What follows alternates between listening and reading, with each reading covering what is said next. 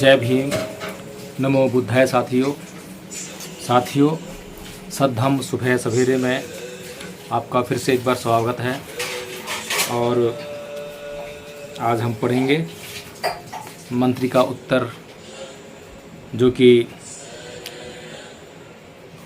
राजपुरोहित ने जो तर्क बुद्ध के सामने उनके सगे संबंधियों, रिश्तेदारों के संबंध में रखे थे, उनके जवाब में फिर बुद्ध ने उनको उत्तर दिया था। तो उसके बाद फिर मंत्री का उत्तर आता है। मंत्री क्या कहता है ये देखेंगे इस पाठ में।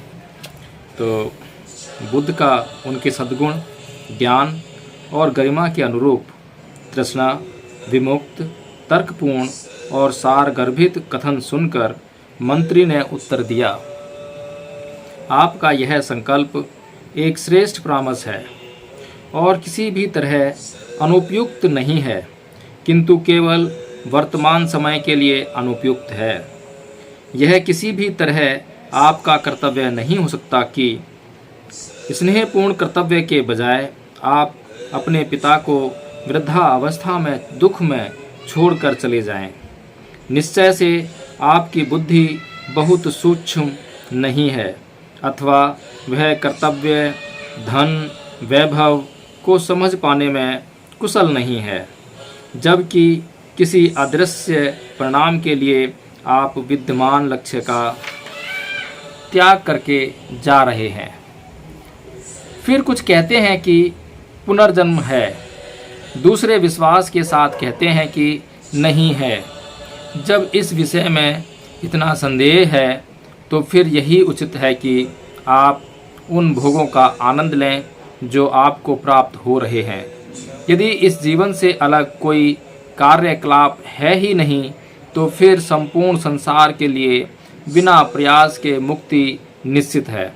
कुछ कहते हैं कि पुनर्जन्म है, किंतु वे मुक्ति की कोई संभावना नहीं मानते। उनका कहना है कि जैसे अग्नि स्वभाव से ही उष्ण होती है और पानी स्वभाव से ही तरल होता है, इसी प्रकार हम सभी स्वभाव से ही संसरणशील हैं। कुछ का मत है कि सभी प्रकार की वस्तुएं स्वभावज हैं, चाहे अच्छी हों, चाहे बुरी हों, चाहे सत्य हों, चाहे असत्य हों, और जब यह सारा संसार ही स्वभावज है, इसलिए भी हमारे सब प्रयास व्यर्थ हैं। जब इंद्रियों की प्रक्रिया निश्चित है और बाह्य पदार्थों की अनुकूलता प्रतिकूलता भी, तो फिर जिसका वृद्धावस्था और कष्ट से अटूट संबंध है, उसे कौन कैसे बदल सकता है? क्या यह सब प्राकृतिक ही नहीं है? पानी तो आग को बुझा देता है और आग भी पानी को भाप बनाकर उड़ा देती है। ये सभी तत्व जब मिलकर एक हो जाते हैं तो एक रूपता में संसार का निर्माण करते हैं। गर्भ में भ्रूण स्वाभाविक रूप से हाथ, पांव, पेट, पीठ और सिर द्वारा संयुक्त रूप से उत्पन्न होता है और फिर चेतना शक्ति मिल जाती है। बुद्धिमानों का कहना है कि यह सब प्राकृतिक ही है। कांटों के तीखेपन को कौन उत्पन्न करता है, अथवा पशुओं और पक्षियों के विभिन्न स्वभावों की कौन रचना करता है? यह सब प्राकृतिक ही है।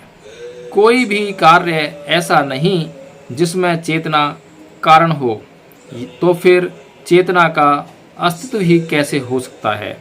कुछ का कहना है कि यह सृष्टि ईश्वर की रचना है। यदि ऐसा है तो फिर किसी चेतन आत्मा के प्रयत्नशील होने की आवश्यकता ही क्या है? जो सृष्टि की गति का कारण है, वही उस गति को अवरुद्ध भी करेगा। कुछ कहते हैं कि प्राणी का जन्म और मरण दोनों आत्मा पर निर्भर करते हैं, किंतु उनका कहना है कि प्राणी का जन्म तो अनायास होता है, किंतु मुक्ति तो प्रयास द्वारा ही प्राप्त होती है। आदमी संतानोत्पत्ति द्वारा पितृ ऋण से उऋण होता है, पवित्र विद्या द्वारा ऋषि ऋण से, और बलियों, यज्ञों, द्वारा देव ऋण से वह इन 3 ऋणों के साथ पैदा होता है। जो इन तीनों ऋणों से मुक्त है वही वास्तव में मुक्त है। इसलिए नियमों के इस क्रम द्वारा बुद्धिमान व्यक्ति उसे मुक्ति का आश्वासन प्रदान करता है जो प्रयासरत होता है, और जो इस क्रम के बिना पूरी शक्ति के साथ भी मुक्ति के लिए प्रयास करते हैं उन्हें केवल थकावट ही प्राप्त होती है। इसलिए हे सौम्य तरुण, यदि मुक्ति की ही चाह है तो उचित ढंग से शास्त्र क्रम का पालन करो।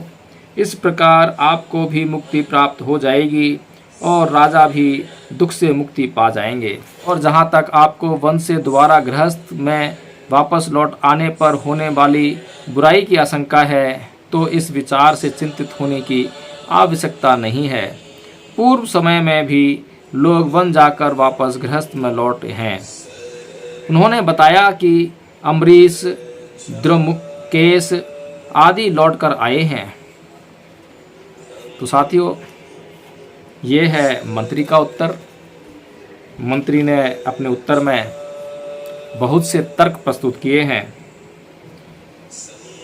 जो ऐसा लगता हो शायद कि अकाट्य हों, और बुद्ध के ऊपर उसने प्रश्न उठाया है। बुद्ध की बुद्धि को सूक्ष्म होने पर उसने आशंका जाहिर की है कि उनकी बुद्धि शायद सूक्ष्म नहीं है, और वह कहता है कि अदृश्य परिणाम के लिए आप जो है विद्यमान लक्ष्य को छोड़ रहे हैं। तो कुल मिलाकर चाहे राजपुरोहित हो चाहे वह मंत्री हो, दोनों का लक्ष्य ये केन प्रकारेण किसी भी प्रकार से, चाहे बात सही हो चाहे गलत हो, अपने यथा संभव प्रयास से जो बुद्ध हैं उनको वापस घर गृहस्थी में ले जाने का प्रयास कर रहे हैं।